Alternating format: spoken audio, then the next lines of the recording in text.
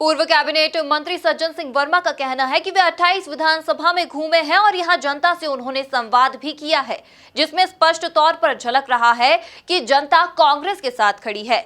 MP news से चर्चा में उन्होंने कहा कि शिवराज सिंह चौहान पहले छोटी झूठ की दुकान चलाते थे और अब उन्होंने झूठ का बड़ा जनरल स्टोर खोल लिया है। 10 नवंबर को आने वाले उपचुनाव के परिणाम बेहद चौंकाने वाले होंगे। इसके साथ ही उन्होंने ये भी कहा कि कंप्यूटर बाबा आरिफ मसूद और जीतू पटवारी पर की गई कार्रवाई बदले की कार्रवाई है। देखिए ये रिपोर्ट। मध्य प्रदेश में 28 सीटों पर हुए उपचुनाव के अगले 24 घंटे में तस्वीर साफ हो जाएगी और दोनों ही दल अपनी जीत का दावा कर रहे हैं। हमारे साथ मौजूद हैं कांग्रेस के सीनियर लीडर और पूर्व मंत्री सज्जन सिंह वर्मा जी।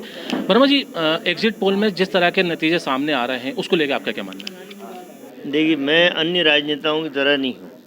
उन लोगों ने भी मेहनत की होगी, एग्जिट पोल वालों ने जगह जगह जाके लोगों से मिल के, तरीका शायद परिपक्व नहीं हो सकता है, पर वो जो भी एग्जिट पोल में परिणाम बता रहे हैं, मेरा ये कहना है कि 2018 में भी छत्तीसगढ़ में बीजेपी की सरकार बता रहे थे एग्जिट पोल, मध्य प्रदेश में बीजेपी की सरकार बना रहे थे, छत्तीसगढ़ में बम्पर मेजॉरिटी के साथ कांग्रेस ने सरकार बनाई थी, यहाँ भी बॉर्डर पे आके हमने अपनी सरकार बनाई थी। तो एग्जिट पोल करने वालों की मेहनत को हम कोई वो नहीं कहते, पर जो हम लोग घूमे हैं 28 विधानसभा क्षेत्र में, आम जनता से जो सीधा संवाद हुआ उसमें स्पष्ट झलक रहा था कि जनता कांग्रेस के लिए खड़ी है कि बचे हुए 3 साल कांग्रेस सरकार बनाए। सर, बीजेपी आरोप लगा रही है कि कमलनाथ जी जो हैं वो विधायकों को फ़ोन लगा रहे हैं। क्या लग रहा है सर, क्या कांग्रेस विधायक अभी भी क्या उस पाले में जा सकते हैं क्या? नहीं, मैंने कहा कि शिवराज चौहान पहले छोटी सी झूठ की दुकान चलाते थे, बड़ा जनरल स्टोर झूठ का खोल लिया है। उनके पास तो सरकारी एजेंसियां हैं। जरा कमलनाथ जी की कॉल डिटेल निकाल के बता दें कि कमलनाथ जी ने किसी भी बीजेपी के एमएलए को फ़ोन लगाया हो खुद की तरफ से।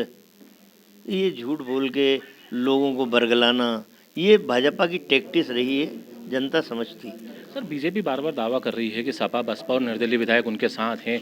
क्या अगला सिनारियो क्या नज़र आ रहा है सर? देखिए, निर्दलीय, सपा, बसपा के विधायक बड़े समझदार हैं।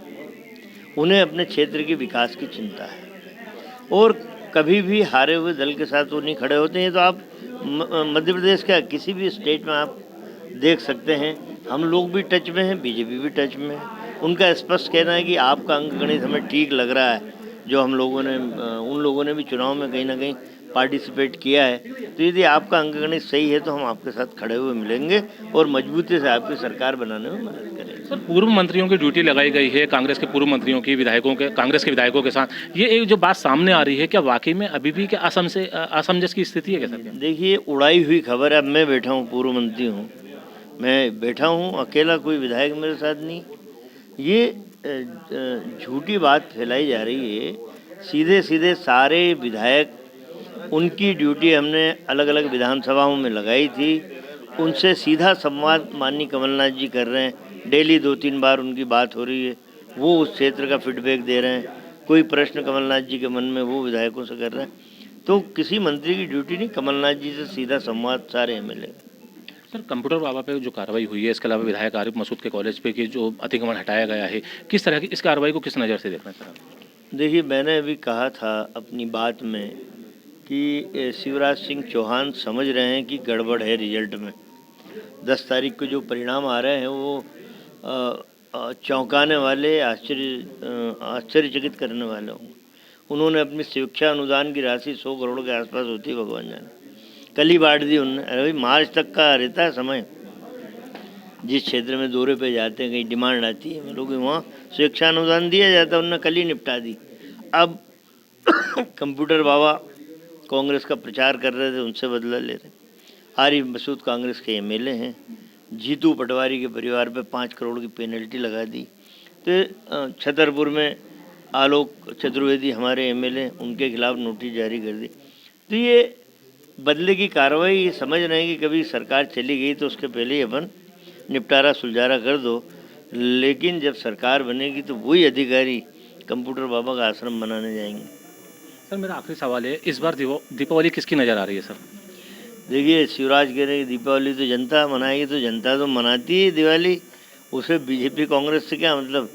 पर कांग्रेस के साथ जनता कांग्रेस के साथ दिवाली मनाएगी। तो ये थे हमारे साथ कांग्रेस के सीनियर लीडर सज्जन सिंह वर्मा जी, जिनका साफ तौर पर मानना है कि इस बार जो दीपावली होगी वो कांग्रेस की बनेगी। भोपाल से वीडियो जर्नलिस्ट सुशील यादव के साथ Rakesh Sharma, MP news TV, Bhopal.